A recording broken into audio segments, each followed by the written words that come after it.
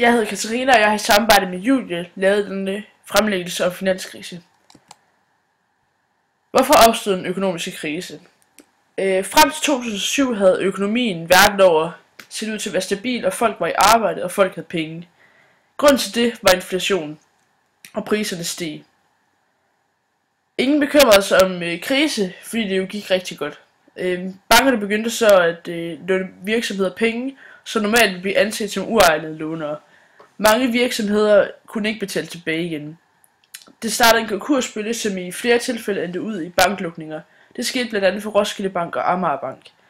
På grund af virksomhedslukninger blev der mange arbejdsløse.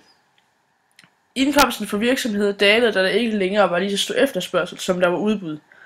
Mange virksomheder stod tilbage med en masse dyre varer, som ikke kunne sælges, og som de ville tabe fortjeneste på ved at sænke i pris. Virksomhederne var på grund af lavere indkomst nødt til at fyre en masse for at opretholde en vis profit, og mange mennesker var nu arbejdsløse og uden indkomst.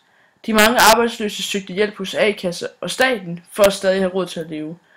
A-kassen og staten var tvunget til at hjælpe de, som kvalificerede sig til at modtage økonomisk støtte, og hele landet stod nu uden penge. Denne kædereaktion havde store dele af verden været offer for, og finanskrisen havde indtruffet.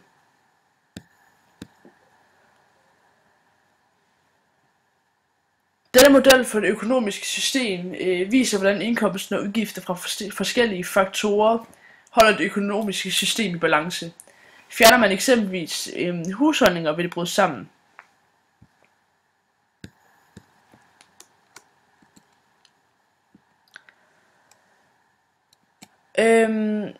Hvorledes har den økonomiske krise udviklet sig siden 2007? Til det spørgsmål har vi en statistik, som er statistikken for bekendtgjorte tvangsauktioner efter tid, og den viser mængden af tvangsauktioner, der eskalerer efter finanskrisen indtræffer. Og det skyldes blandt andet, at folk gør sig arbejdsløse. Denne statistik viser også, hvilken effekt finanskrisen har haft på den danske befolkning, og hvordan det har udviklet sig siden 2007. For som man kan se, så har den fra starten af 2008 steget, eller er mængden af tvangsauktioner steget markant, fordi folk er arbejdsløse og mangler penge til at betale deres husleje.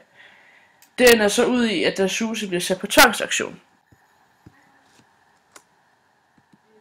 Så er der også en anden statistik, som er for fuldtidsledige i procent af arbejdsstyrken efter tid. Og den statistik viser, hvordan mængden af arbejdsløse stiger efter 2007. Folk mister deres job på grund af virksomheders mangel på indkomst.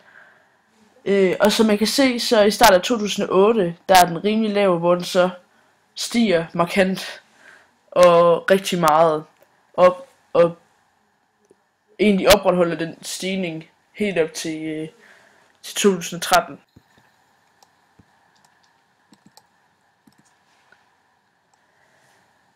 For at få større indsigt i, hvorfor virksomhederne blev tvunget til massefyringer, kan vi tage et kig på den her model.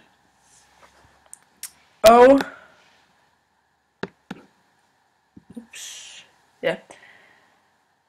modellen viser, hvordan pris og mængde hænger sammen. Er der et lille udbud, vil prisen være høj, hvorimod er der et stort udbud, vil prisen være lav. Og efter finanskrisen havde indtruffet, var der et meget stort udbud og lave priser, og derfor var virksomheden tvunget til fyringer, da for mange medarbejdere på det tidspunkt ville være et unødvendigt udgift.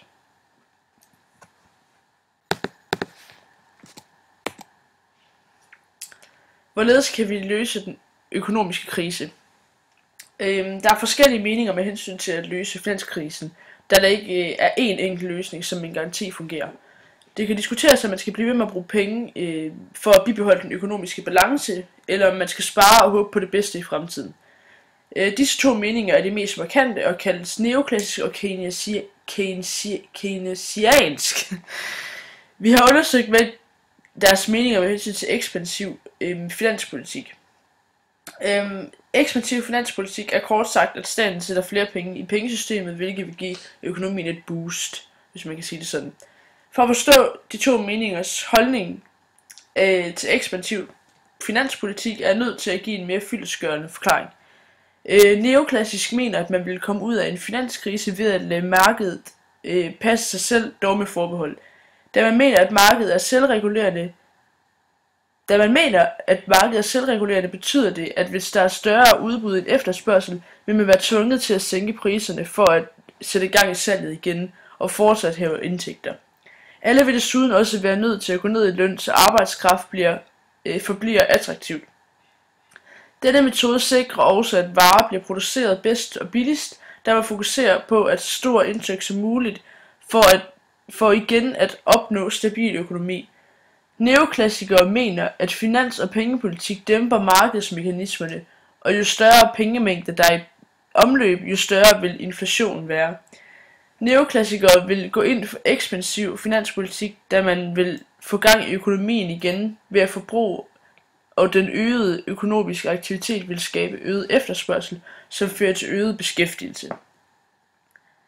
Så er der keynesianisme, som mener, det er vigtigt at spare op modsat neoklassikerne.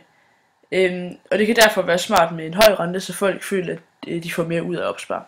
Men keynesianismen mener ikke, at markedet er selvregulerende, grundet usikkerheder i form af terror og krig, og der er en vis angst for fremtidens økonomiske udvikling. På grund af det store fokus på opsparing er det efterspørgsel, som styrer udbuddet, hvilket resulterer i, at virksomheder ikke bruger flere penge på produktion end nødvendigt, og er derfor ikke tvunget til at sænke sine priser. Keynesianismen mener, at man ved hjælp af finans- og pengepolitik kan dæmpe store konjunkturudsving, så man undgår pludselig stigende arbejdsløshed, faldende investering, høj inflation og lavere forbrug. Keynesianismen går ikke ind for ekspansiv finanspolitik, da det modstrider deres teori om opsparing og nødvendig eller unødvendig indgriben af vejen frem. Ekspansiv finanspolitik risikerer også at føre et land ud i yderligere gæld og forringe konkurrenceevnen på grund af ekscessiv inflation, hvis det resulterer i underskud på statens budget.